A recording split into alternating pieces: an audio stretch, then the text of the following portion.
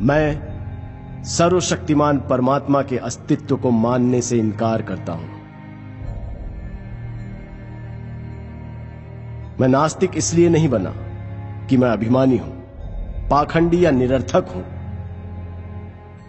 मैं ना तो किसी का अवतार हूं, ना ईश्वर का दूत, और ना ही खुद परमात्मा।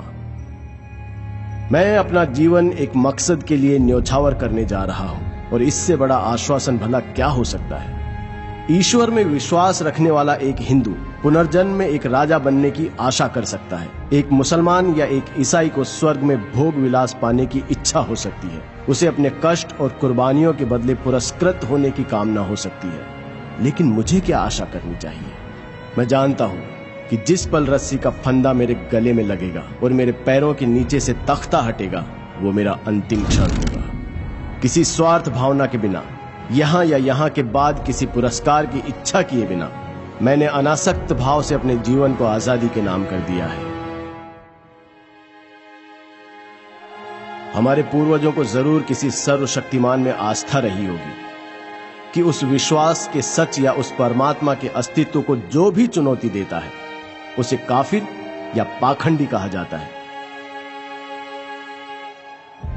चाहे उस व्यक्ति के तर्क इतने मजबूत क्यों ना हो कि उन्हें झुठलाना नामुमकिन हो, या उसकी आत्मा इतनी सशक्त क्यों ना हो कि उसे ईश्वर के प्रकोप का डर दिखाकर भी झुकाया नहीं जा सकता, और इसलिए ऐसे व्यक्ति को अभिमानी कहकर उसकी निंदा की जाती है।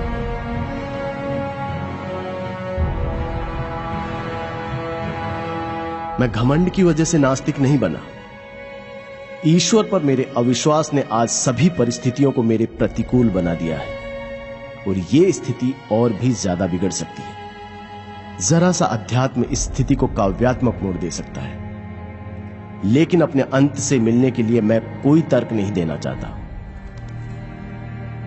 मैं यथार्थवादी व्यक्ति हूं। अपने व्यवहार पर मैं सिर्फ तर्कशील होकर विजय पाना चाहता हूं। भले ही मैं हमेशा इन कोशिशों में कामयाब नहीं रहा हूं, लेकिन यह मनुष्य का कर्तव्य है कि वो कोशिश करता रहे, क्योंकि सफलता तो संयोग और हालात पर ही निर्भर करती है। आगे बढ़ते रहने वाले प्रत्येक व्यक्ति के लिए जरूरी है कि वो पुरानी आस्था के सभी सिद्धांतों में दोष ढूंढे। उसे एक एक कर पुरानी मान्यताओं को चुनौती देनी चाहिए। उसे सभी बारीकियों को परखना और समझना चाहिए। अगर कठोर तर्क वितर्क के बाद वो किसी धारणा तक पहुंचता है, तो उसके विश्वास को सराहना चाहिए।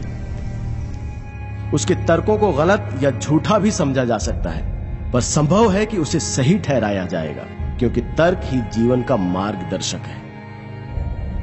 लेकिन विश्वास, बल्कि मुझे कहना चाहिए कि अंधविश्वास बहुत घातक है। वो एक व्यक्ति की सोच समझ की शक्ति को मिटा देता है और उसे सुधार विरोधी बना देता है।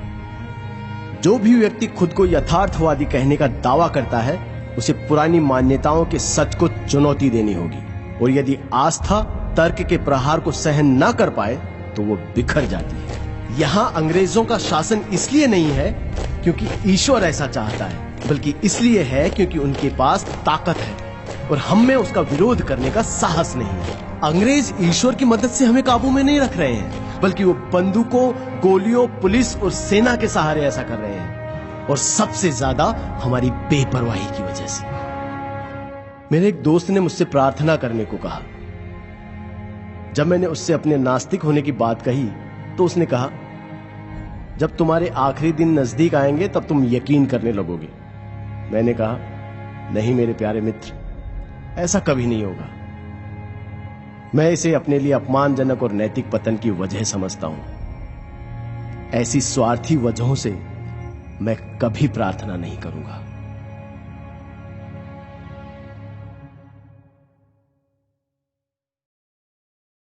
It transcends the senses, but it is possible to reason out the existence of God to a limited extent.